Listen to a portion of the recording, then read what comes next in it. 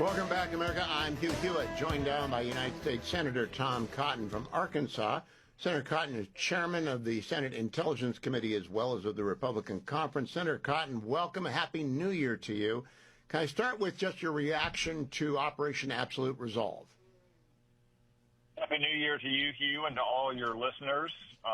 It was a very happy New Year achievement. Early Saturday morning, an amazing operation by our military and intelligence professionals to remind not just Nicolas Maduro, but every bad guy around the world that the long arm of American justice is long indeed.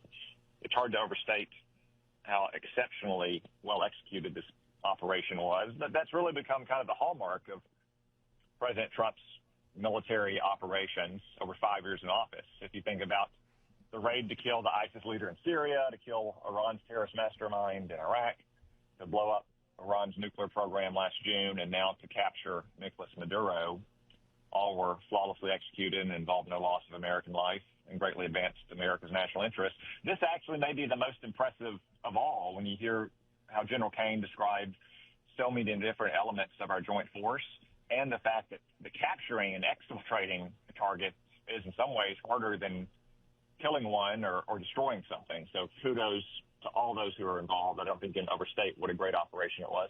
Now, Senator Cotton, you are a part of the Group of Eight. As chairman of the Senate Intelligence Committee, along with your House counterpart, the ranking Democrat, I think it's Mark Warner, and the ranking Democrat in the House, and the leadership of both parties in the House and the Senate, when did you first get notice that this had happened? I know you weren't warned beforehand for security reasons, but when did you first find out?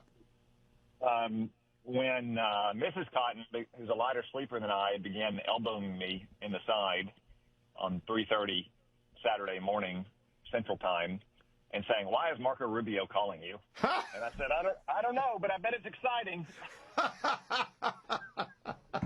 So he used to do what you are. I mean, he used to be in the Group of Eight. He was the chairman of the Intel Committee. Do you consider yourself timely and adequately notified by the executive branch of what they ought to do?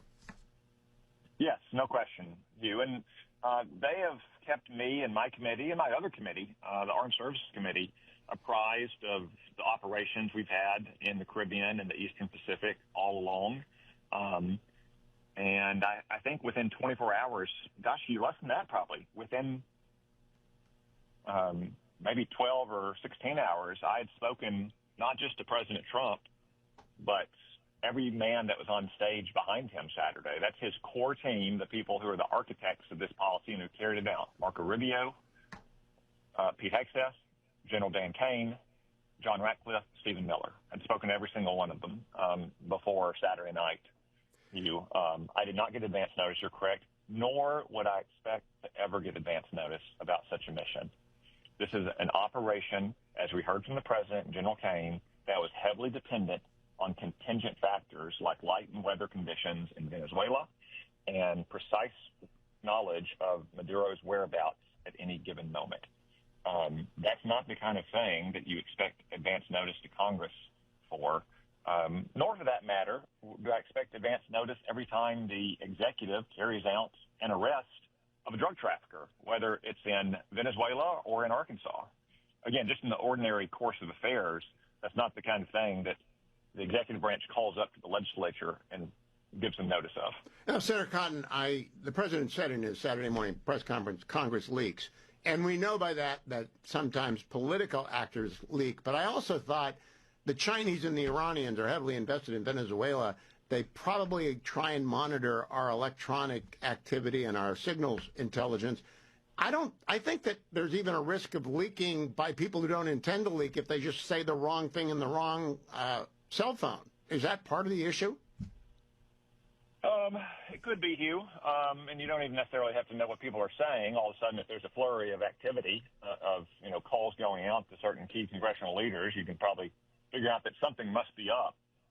If you had access to that knowledge, I don't want to confirm or deny any such access, but I think it's best when we had invested as much time and effort as our government did in tracking Maduro's movements, in putting the forces in place to effect this arrest, that there's under no circumstances do you want to risk operational security. And what incredible operational security we had going on for more than 4 days.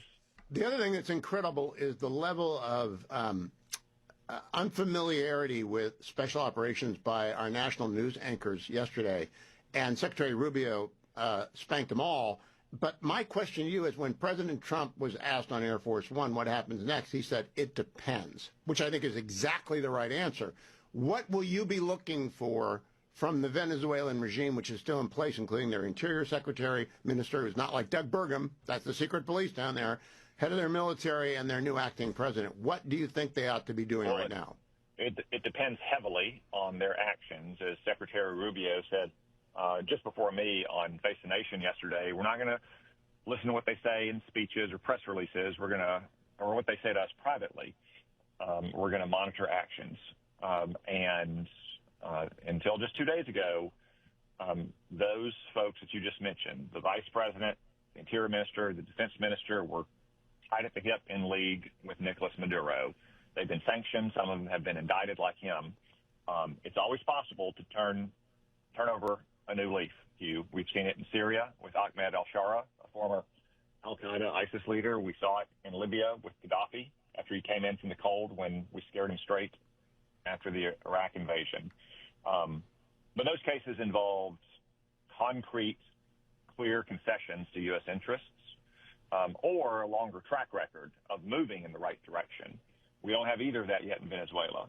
So the Venezuelans need to take certain actions, I would say, to prove that it's going to be a new day in Venezuela. They could release all political prisoners today, kick out the worst of the worst, the Iranians, the Cubans, Hezbollah, Hamas, and so forth. They could welcome back the opposition and guarantee their safe passage into Venezuela. These are all actions that could be taken immediately that don't prejudice any future actions on the nature of Venezuela's government, who's going to lead it, when there might be elections, so on and so forth. Those are things that they can do to prove that they got the message that it needs to be a new day in Venezuela. And as President Trump said, if they don't, well, he reserves the right to do something to Rodriguez and anyone else, just like we did to Maduro, or maybe worse. Now, last question, Senator Cotton. The president has threatened the Iranian regime if they murder dissidents in the streets. What ought they to be thinking right now? If they're the mullahs or the IRGC or the head of the army, we got 1 minute. Well, I mean, Hugh, between the president's threat, which I welcomed very much, to stand up to the Iranian regime if they massacre their citizens protesting, unlike what Barack Obama did in 2009, you can add their great concern when they saw the American military swoop into Venezuela, and now Venezuela's illegitimate dictator. So I imagine they're a little antsy in Tehran today, and I would urge them, as Secretary Rubio said, to take Donald Trump seriously. Don't believe he's bluffing. Don't believe that you can play him in this, and don't massacre your own citizens. Actually, affect the changes they're demanding. Senator Tom Cotton, Chairman of the Intel Committee, thank you for joining me on a busy day for you, and I appreciate the time. Happy New Year to everyone. And if you get those calls in the middle of the night, try and answer them and let your wife sleep. Thank you, Senator.